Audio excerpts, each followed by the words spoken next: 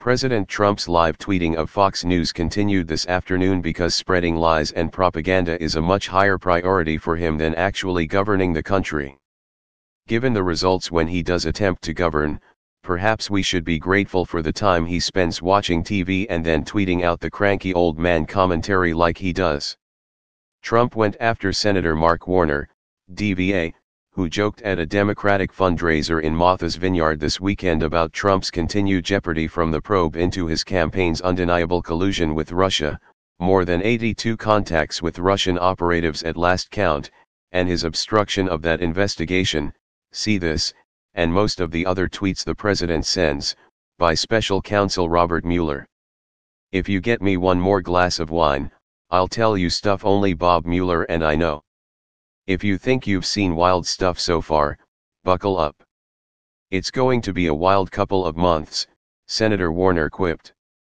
As true as the last two sentences of Warner's quote may be, the reference to just needing another glass of wine to disclose details of the tightly held and classified investigations by both Mueller's team and the Senate Intelligence Committee of which Warner is the ranking Democratic member is so obviously a teasing jest that it takes a true paranoiac to take it seriously.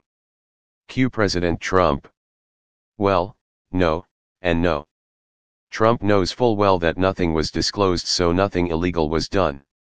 And no investigation is necessary when no violation of the law takes place, or at least that's what Trump keeps claiming when discussing the investigations into his own actions, for which there seems to be plenty of evidence of illegal behavior mounting every day. Can you say emoluments? Trump repeats his lie about the Mueller investigation being run by 13 angry Democrats because, as the U.S.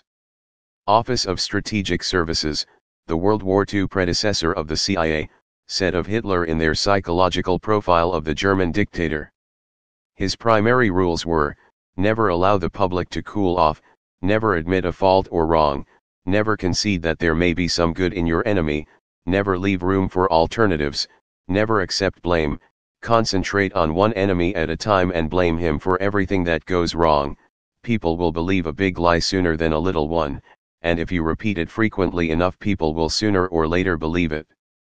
Of course, Mueller is a registered Republican, and the witch hunt he's conducting has resulted in 5 guilty pleas and 19 indictments to date, and just landed Trump's former campaign chairman Paul Manafort in prison on revoked bail for witness tampering.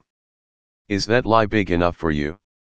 Frankly, no sensible person should believe a word that the president tweets, exactly because of his use of Hitler's propaganda strategy set forth above.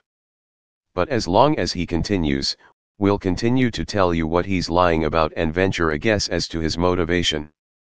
Usually, it's self-aggrandizement or to attack his perceived enemies, but sometimes it's just sheer stupidity.